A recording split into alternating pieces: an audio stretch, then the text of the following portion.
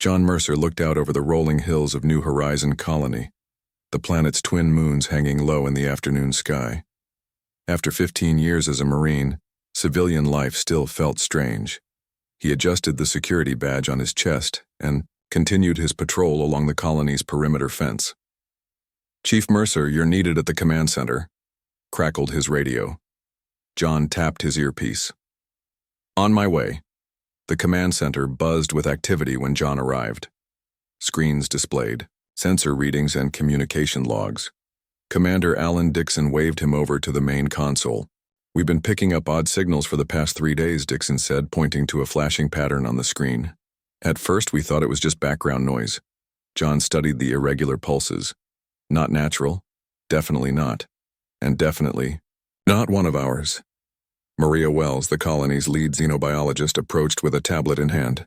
Her red hair was pulled back in a tight ponytail, dark circles under her eyes suggesting she hadn't slept much. "John, good timing," she said. "I need to show you something." She led John to her lab, where a sealed container sat on an examination table.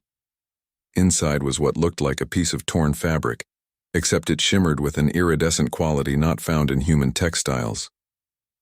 "I found this near the Western Ridge yesterday," Maria explained.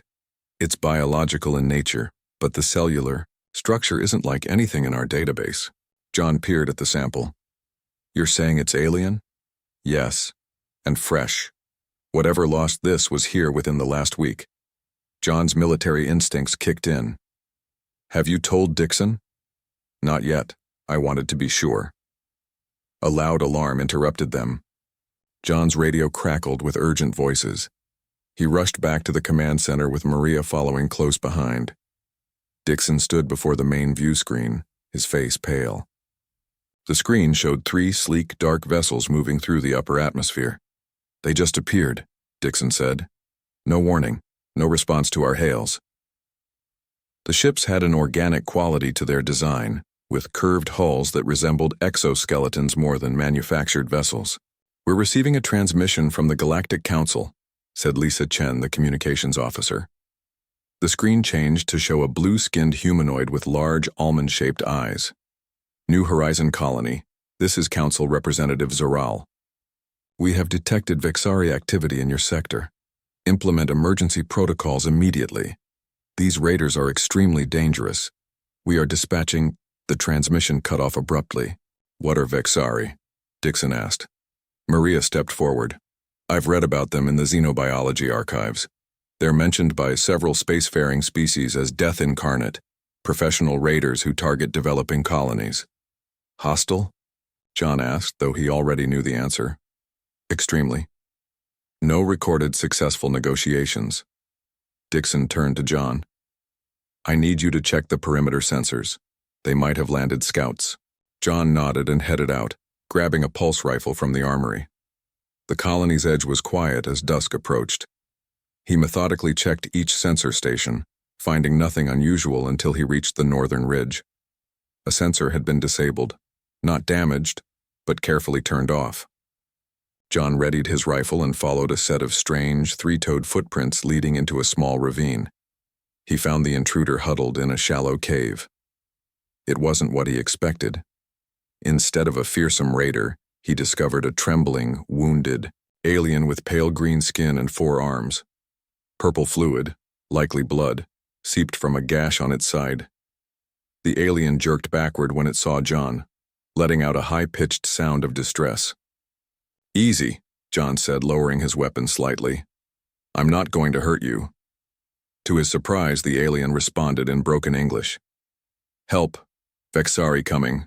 Destroy all." John approached cautiously. "Who are you?" "Krell. Escaped. Prisoner." The alien's breathing was labored. "Vexari hunt. Everyone." John called for a medical team, and within an hour, Krell was stabilized in the colony's medical facility. Colony leaders gathered to hear what the alien had to say. "Vexari attack unprepared. Worlds," Krell explained, his English improving with each sentence. "They take resources, take people for labor, leave nothing." "Why come here?" Governor Lisa Reeves asked. "We have no valuable resources."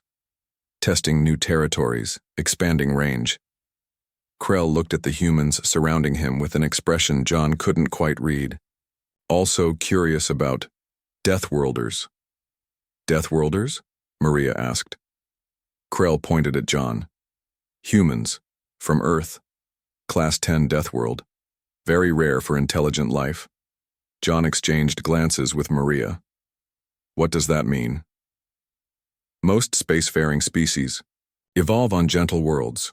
Low gravity, stable climate, few predators, Krell explained. Earth is just extreme. High gravity, wide temperature range, many dangers makes human different. Different how? Dixon asked. Stronger, more durable. Can breathe thick air that would poison others. Can endure radiation levels that kill most species. Can survive injuries that would be fatal to others. Krell stared at John with something like awe.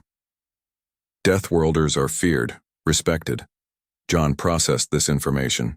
The idea that humans might have natural advantages due to Earth's conditions had never occurred to him. Will the Vexari attack us directly, he asked. Yes, soon. First they scan, then they send ground forces, then ships attack. Governor Reeves stood up. We should evacuate. We have 3 colony ships that could take most of our people. Won't escape, Krell said, shaking his head. Vexari ships faster. We'll catch in open space. Then we fight, John said simply. With what? Dixon asked. We have a security force of 50 and basic weapons. We have 3,000 colonists, many with military training, John countered. And according to our guest, we have advantages the Vexari might not expect. A tense debate followed. Some argued for immediate evacuation, others for attempting communication with the raiders. John remained firm on defense. If Krell is right, running means death, he said. But if humans really are Deathworlders with natural advantages, we might stand a chance if we prepare properly. As the argument continued, the colony's alarm system blared again. Everyone fell silent as the sensor operator's voice came over the speakers. Multiple ships detected entering orbit. Configuration matches the vessels from earlier. They're everywhere. John moved to the window and looked up at the darkening sky. Pinpoints of light, too numerous and too orderly to be stars, were appearing above New Horizon. The Vexari had arrived in force.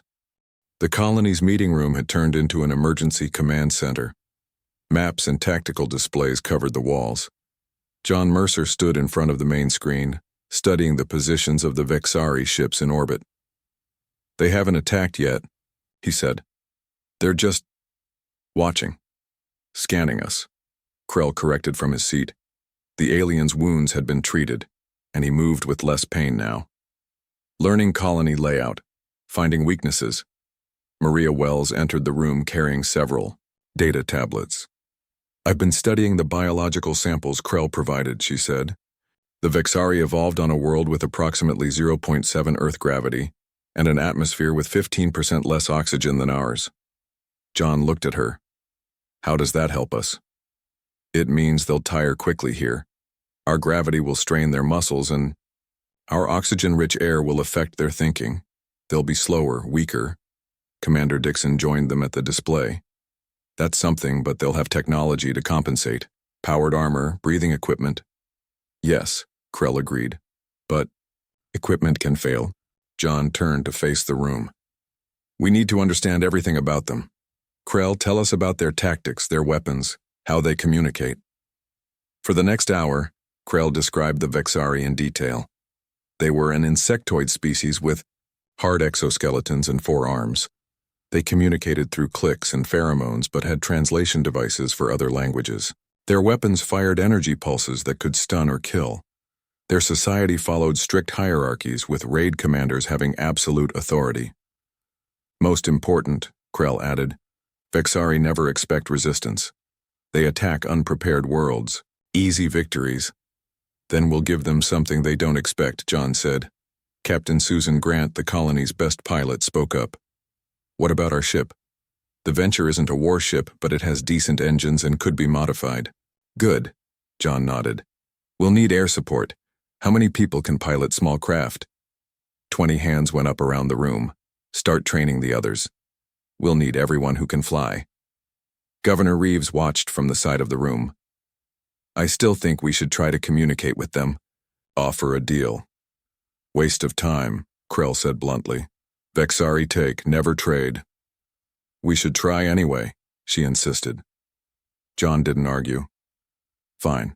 Prepare a message while we get ready for the alternative. The next 3 days were a blur of activity. The colony transformed into a fortress. Defensive positions were built using mining equipment. Weapons were distributed and colonists organized into defense units. Maria worked with the medical team to develop countermeasures based on her findings about Vexari biology. John led a group to the planet's mountainous region, a place with thin air and steep climbs that would be particularly challenging for the Vexari. They collected minerals and plants that could be used to create barriers and traps. The average human can run longer distances than almost any other intelligent species, John explained to his team, as they jogged back to the colony carrying heavy packs. Most of us can handle a 5-mile run. To a Vexari in our gravity, that's like running a marathon while wearing a backpack full of rocks. Ben Howard, the colony's engineer, had another insight. What about temperature? Krell, how do Vexari handle heat? Poorly, the alien replied. Their homeworld is cool. Above 30 degrees Celsius, they struggle. Ben smiled. Our geothermal plant produces a lot of waste heat. We could redirect it to create hot zones around key areas. John clapped him on the shoulder. Do it. Governor Reeves sent her message to the Vexari fleet. The response came quickly. A single burst of noise that damaged the communications equipment. I believe that translates to no, Commander Dixon said dryly. Captain Grant reported that the venture had been modified with improvised weapons and stronger shields. The good news is that Vexari ships are designed for attacking planets, not ship-to-ship combat, she said. They don't expect resistance in space. On the 4th day, Krell became agitated. They come soon, I feel it. John called all unit leaders together for final instructions. Remember, use the environment. Make them fight in open areas where our gravity wears them down. Lead them into the hot zones. Keep moving. We have better endurance. And aim for their joints. That's where their exoskeletons are weakest. A young colonist named Eric Peterson approached John with an unusual device. Sir, I've been studying the broken Vexari scanner we found. I think I can track their communications with this. John examined the cobbled-together device. Good work. Stay with Commander Dixon and keep monitoring. That evening, the first Vexari scout ships entered the atmosphere. Small, dart-like vessels that moved quickly and quietly. Captain Grant launched the Venture to intercept them. They're heading for the western quadrant, her voice reported over the radio. 3 ships likely carrying about 30 Vexari troops each. All units to positions, John ordered. Remember the plan. Let them land, then engage on our terms. The colony fell silent as everyone took their places. John positioned himself with a team near where the Vexari would likely touch down. The night air was cool against his skin, but his body felt hot with adrenaline. The scout ships landed in a clearing half a mile from the colony's edge. In the darkness, John could see tall, 4-armed figures emerging from the vessels. They moved, with a strange, jerky gait, already struggling with the planet's gravity. Hold, John whispered into his radio.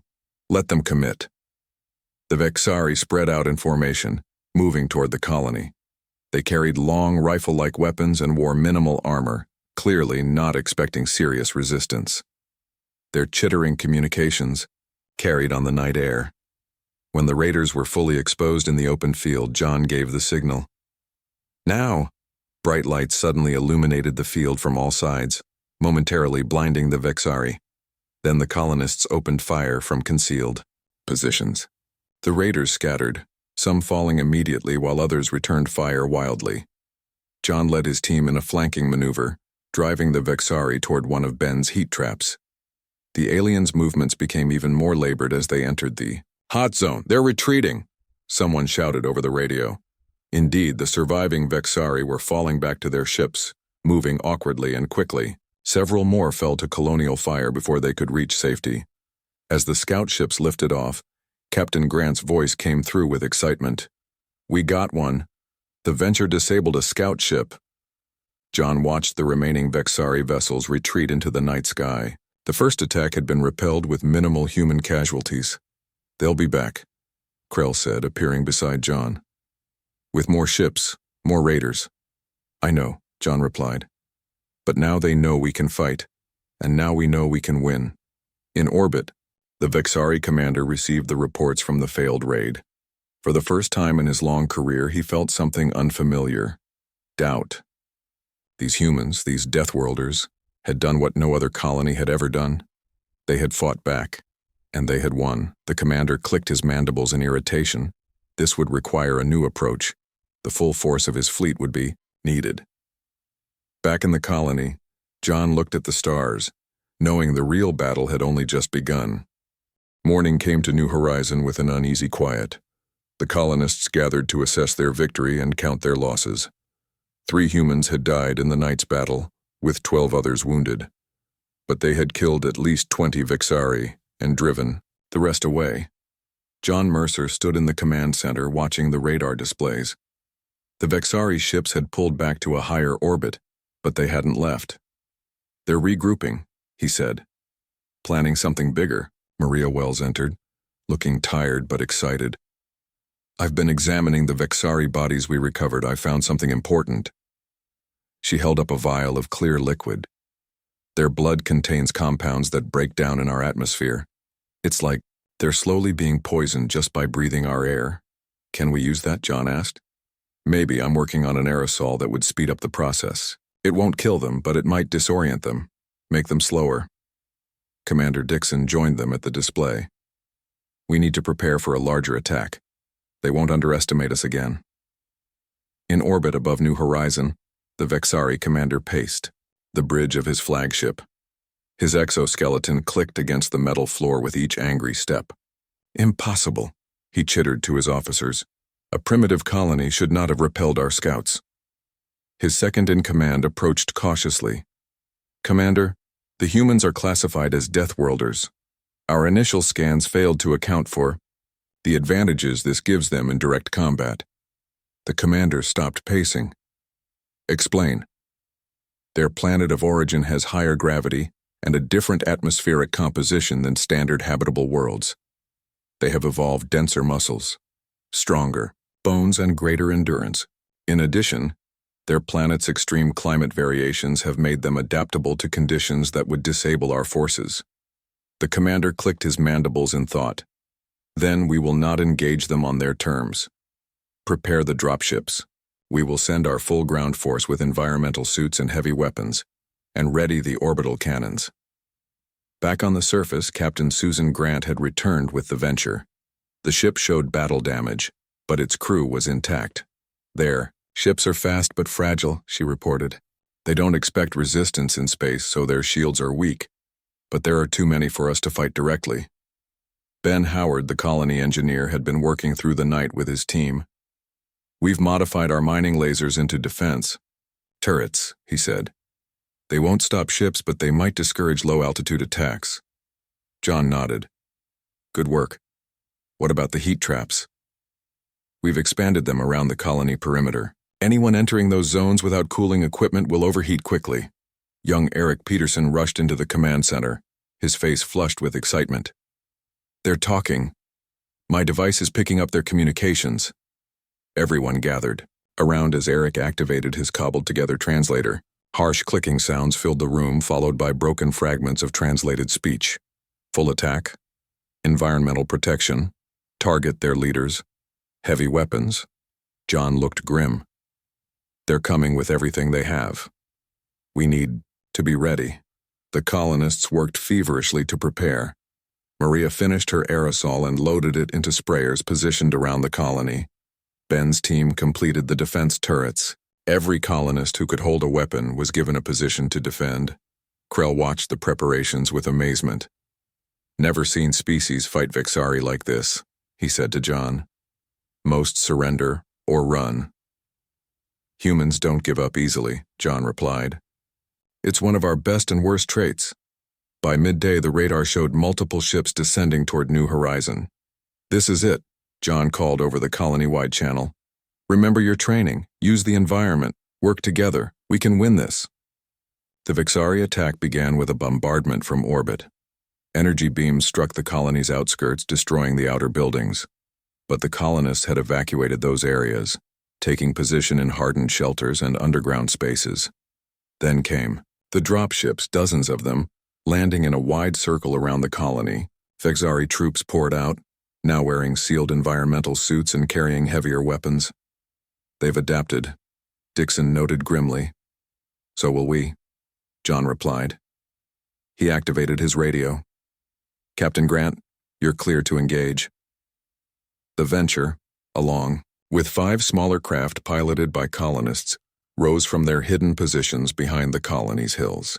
They streaked toward the Vexari dropships, targeting the vessels that hadn't yet unloaded their troops. On the ground, the Vexari advanced in tight formation. Their movements were more controlled now, the environmental suits compensating for the planet's gravity and atmosphere. They fired energy weapons that burned through the colony's outer defenses. John led the ground defense, coordinating teams to channel the Vexari into prepared killing zones. The heat traps still worked, overloading the cooling systems in the Raiders' suits. Maria's aerosol clouded the air in key areas, causing Vexari who got too close to stumble and move erratically. But there were so many of them. For every raider that fell, 2 more took its place. The colonists were being pushed back toward the center of New Horizon. In the skies above, Captain Grant executed a maneuver that would have killed most pilots. She pulled the Venture into a tight turn that subjected her to forces that made her vision narrow and her consciousness fade. But she held on, coming around behind 3 Vexari ships and destroying them with targeted fire. How did she survive that turn? A Vexari pilot chittered in disbelief before Grant's next shot silenced him. On the ground, John found himself face to face with a Vexari officer. The alien was nearly 7 feet tall, its 4 arms each wielding a weapon. Its environmental suit hummed with power as it compensated for the planet's conditions. The Vexari fired, the energy bolt grazing John's shoulder. He rolled away, ignoring the burning pain, and fired back. His shots bounced off the alien's armored suit.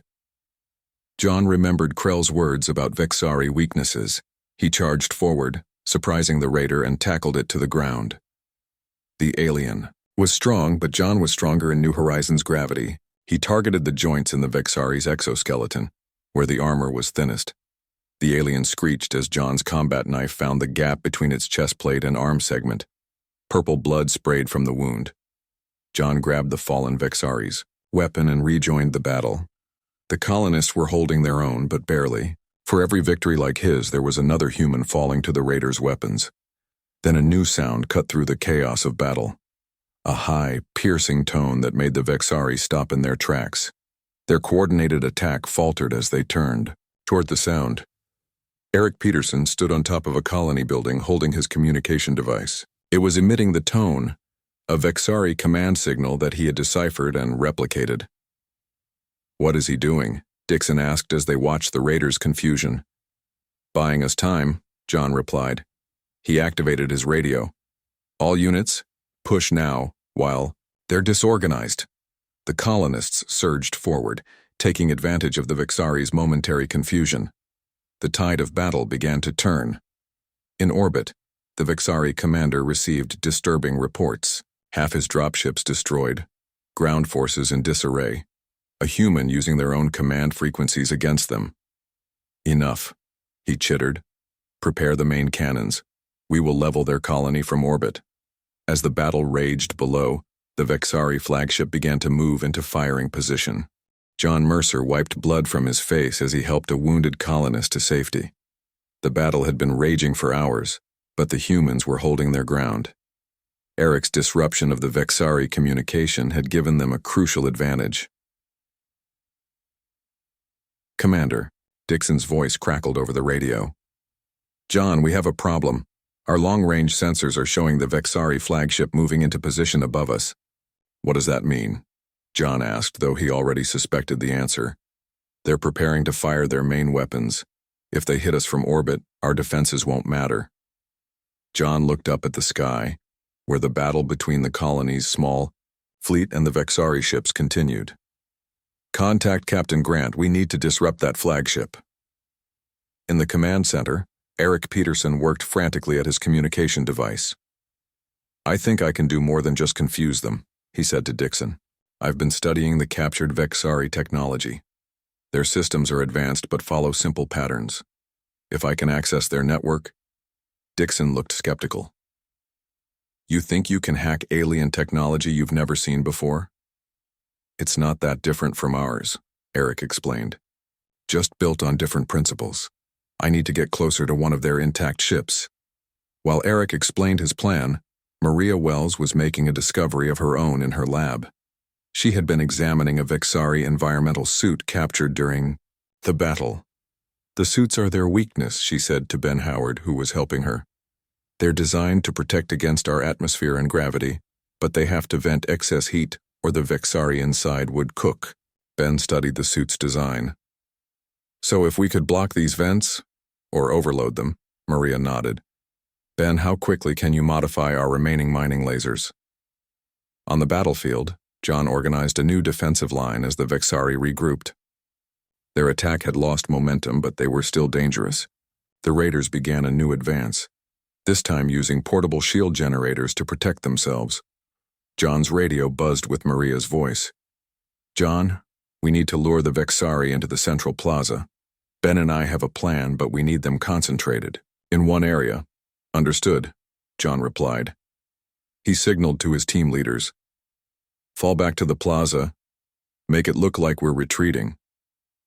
The colonists began a fighting withdrawal, seemingly pushed back by the Vexari advance. The raiders, sensing victory, pressed forward eagerly. In orbit, Captain Grant received John's message about the flagship. She looked at her small fleet, 1 colonial transport and 4 mining shuttles, all modified for combat, but still hopelessly outmatched against the Vexari capital ship. We can't fight that thing directly, she told her crew. But we don't have to beat it. We just need to disrupt its firing sequence. She formulated a plan and transmitted it to the other pilots. The small human fleet broke away from their current engagements and formed up for a new attack run. The Vexari commander watched with amusement as the tiny human vessels approached his flagship. They are either brave or foolish, he chittered to his bridge crew. Prepare point defenses, but continue charging the main cannon. Nothing must delay our strike on the colony. Back on the surface, the colonists had retreated to the centrally plaza as planned. The Vexari followed, believing they had the humans cornered. More than 100 raiders gathered in the open space, preparing for what they thought would be the final assault. Now, John shouted into his radio. From the buildings surrounding the plaza, Ben's modified mining lasers activated, but instead of firing deadly beams, they projected focused heat directly at the venting systems of the Vexari environmental suits. At the same time, Maria's team released a new version of her aerosol, one designed specifically to clog the suit's filters. The effect was immediate and devastating. The Vexari suits began to overheat, their cooling systems unable to compensate. Some raiders tore off their helmets in desperation, only to be met with New Horizons' oxygen-rich atmosphere that made them dizzy and confused. John led the counterattack, the colonists surging forward from their positions around the plaza. The Vexari, their technological advantage neutralized, found themselves in direct combat with humans who were naturally stronger and more durable than them. In space, Captain Grant executed her plan. The human vessels split into 2 groups, attacking the flagship from opposite directions. They didn't target the heavily shielded hull or weapon systems. Instead, they focused on the ship's external sensor arrays. Those sensors are how they target their main cannon, Grant explained to her pilots. Without precise targeting, they won't risk firing at the planet. They might hit their own forces. The Venture swooped in close to the massive Vexari ship, dodging point defense fire. Grant pushed the ship to its limits, pulling maneuvers that strained both the vessel and her own body. The G-forces would have knocked unconscious any pilot from a lower gravity world, but Grant, born and raised on Earth, endured.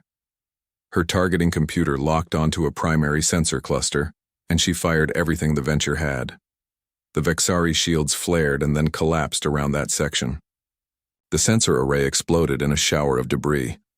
On the flagship's bridge, the commander hissed in fury as warning lights flashed across his control panels. "Targeting systems compromised," reported his second-in-command. "We cannot fire the main cannon with precision." "Then we will destroy these human ships first," the commander ordered. The flagship turned its attention to the small human fleet, bringing more weapons to bear. One of the mining shuttles exploded under the barrage. Another took heavy damage and began drifting. Grant knew they couldn't last long against such firepower. "All ships break off and scatter. Mission accomplished." As the human vessels retreated, a new ship appeared on their sensors. Larger than the colony's ships but smaller than the Vexari vessels, it moved with incredible speed toward New Horizon. "Unidentified, vessel approaching," Grant reported to the colony. "Not Vexari design." In the command center, Dixon received the message with concern. Another threat? A communication came through on an unfamiliar frequency. A blue-skinned face appeared on the main screen, the same species as the Galactic Council representative who had warned them days earlier. "New Horizon Colony, this is Council Peacekeeping Vessel Starlight. We received your distress call and have come to assist. Please provide situation update." Dixon nearly collapsed with relief. "We are under attack by Vexari raiders. They have ground forces in our colony and a fleet in orbit, including a flagship preparing to fire on us." The council representative nodded. "Understood. Reinforcements are en route. Hold your position." On the battlefield, the tide had turned decisively. The Vexari ground forces, their suits compromised and their communication disrupted, began to retreat in disorder. Some threw down their weapons and surrendered. Something Krell had said was unprecedented. Meanwhile, Eric Peterson had been transported to a captured Vexari shuttle with his equipment. Working with incredible focus, he connected his device to the shuttle's systems. "Their network is hierarchical, just like their society," he explained to the security team protecting him. "Everything flows from the command ship down. If I can inject the right code into the network." His fingers flew across the interface he had created. After several tense minutes, he looked up with a smile. "I'm in. I have access to their entire command network." Back in the plaza, John saw the remaining Vexari suddenly freeze in place, their weapons lowered, and they stood motionless, as if waiting for orders that never came. "What's happening?" Maria asked as she joined John. "I don't know," he replied. Then his radio crackled with Eric's excited voice. "I did it. I locked out their combat authorization. None of the Vexari can fire their weapons or continue fighting without direct approval from their commander. And I've blocked that channel." In orbit, the Vexari commander watched in horror as his control over his forces evaporated.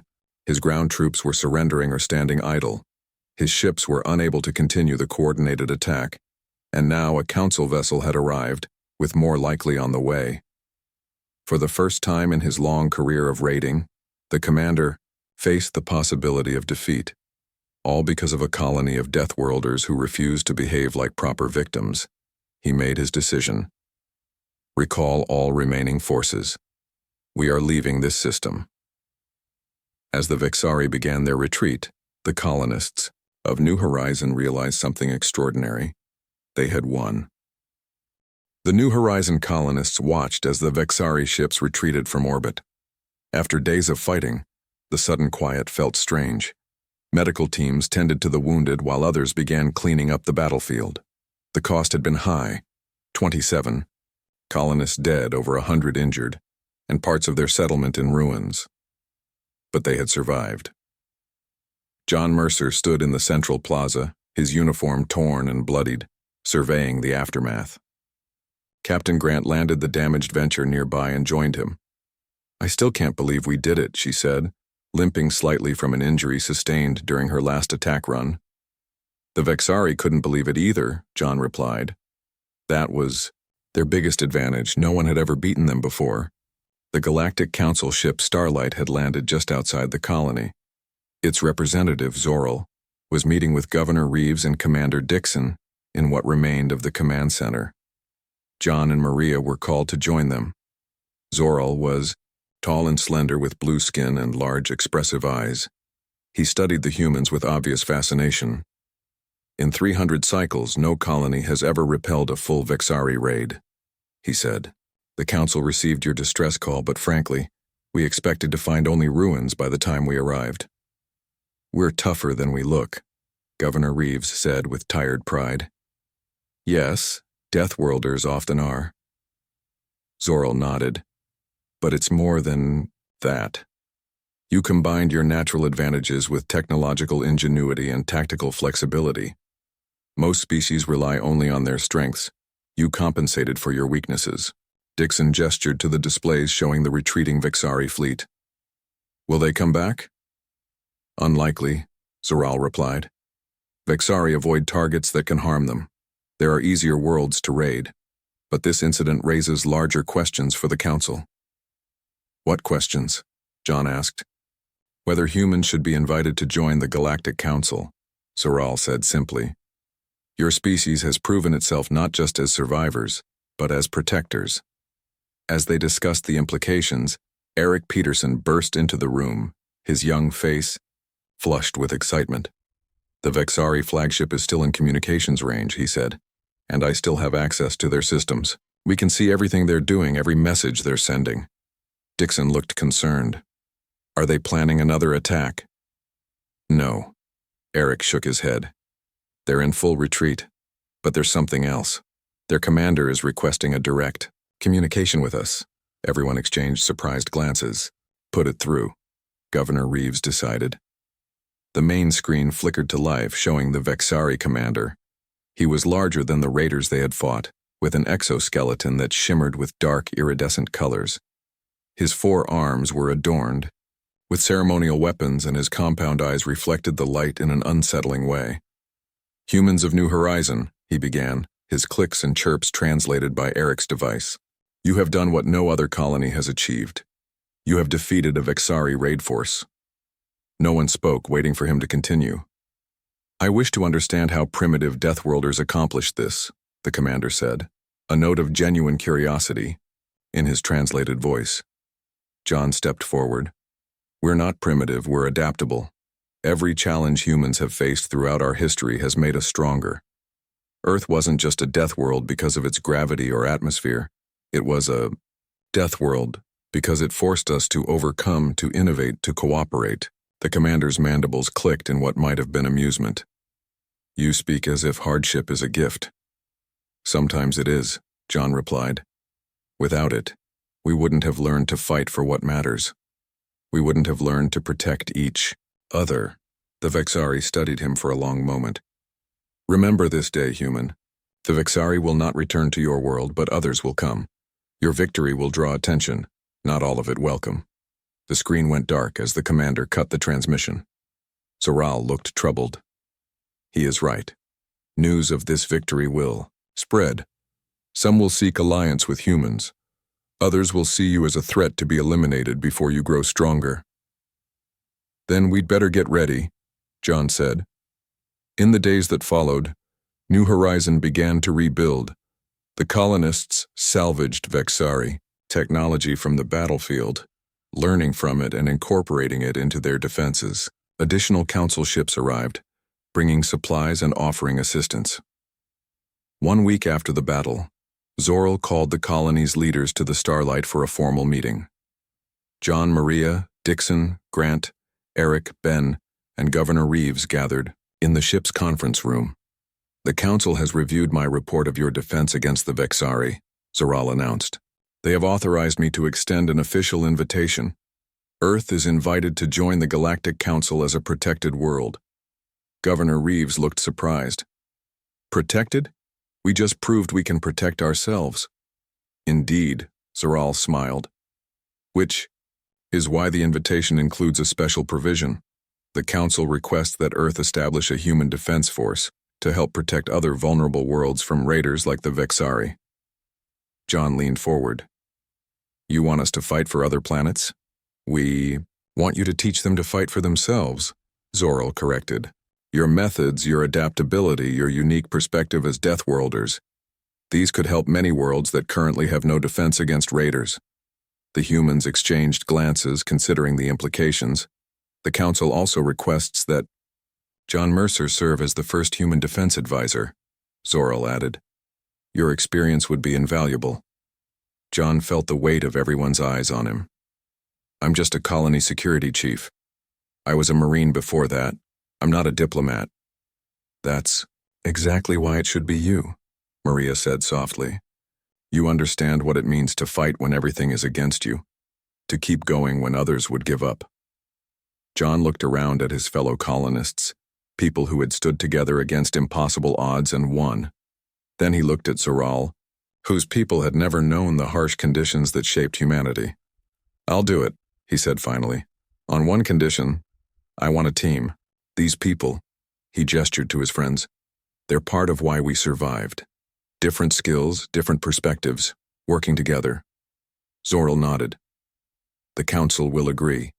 This is, after all, the human way that defeated the Vexari. As they finalized the details, John stepped to the window of the Starlight. From orbit, New Horizon looked small and fragile against the vast landscape of the planet. Yet it had stood firm against the galaxy's deadliest raiders. Krell joined him, at the window. Humans will change the galaxy, the alien said simply. For the better, I hope, John replied. Yes, Krell agreed. The strong, protecting the weak. This is new idea for many species. On my world, we say, the storm that does not break you makes you stronger. I think humans understand this better than anyone. John nodded, watching as a council ship descended toward the colony with supplies and representatives eager to meet the Deathworlders who had done the impossible. The galaxy was about to learn what it meant to have humans as allies, and what happened when the children of Earth brought their Deathworld strength to bear against those who preyed on the defenseless. The Vexari had been the first to learn this lesson. They would not be the last.